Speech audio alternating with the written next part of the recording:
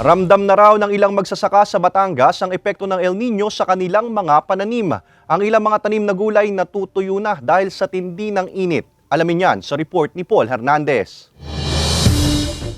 Nakapag-harvest pa ngayong araw ng mga panindang kamatis ang magsasakang Sinilo sa Barangay Malainin, Ibaan, Batangas. Malaking bagay dahil kung aabutan pa raw ng matinding init, baka masira ang mga bunga. Ang ilang pananim kasi apektado na ng init na nararanasan. Nanunuyo na ang mga dahon. Nababahala na si Mang Nilo sa patindi ng patindi pang init. Hindi sa hitsura ng pananim, hindi naman siya nasariwa, parang lalong natutuyo galing ng init.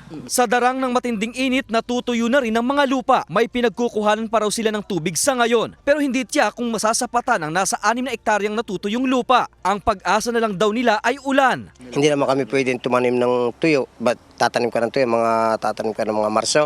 Tapos ay uulan ng mga Mayo, Hunyo. Wala na rin ang pananim. Kahit diligin, wala na yun. At habang wala pa ang tag-ulan, sa deep well o poso rin muna nakikinabang ang mga magsasaka. Unang sinabi ng Pag-asa na sa buwan ng Marso, Abril at Mayo ang tinitingnang warmest months. Ayon sa Provincial Agriculture Office ng Batangas, dry spell ang nararanasan sa lalawigan. Ilang buwan na raw kasing hindi inuulan ang Kalakhang, Batangas. Hindi naman siya talagang drought talaga, but talaga magkakaroon ng pagkatuyo, tagtuyo to.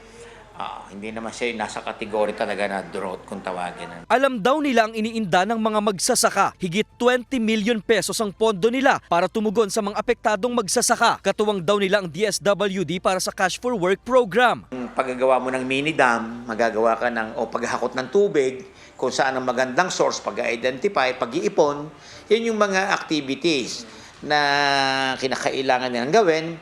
Magpa-participate ka sa isang training, yan yung nakapaloob doon sa programa namin. May handa na ring ayuda ang pamahalaang panlalawigan sa mga lubos na masasapul ng El Nino. Bukas ang tanggapan para tumugon sa problema ng mga magsasaka.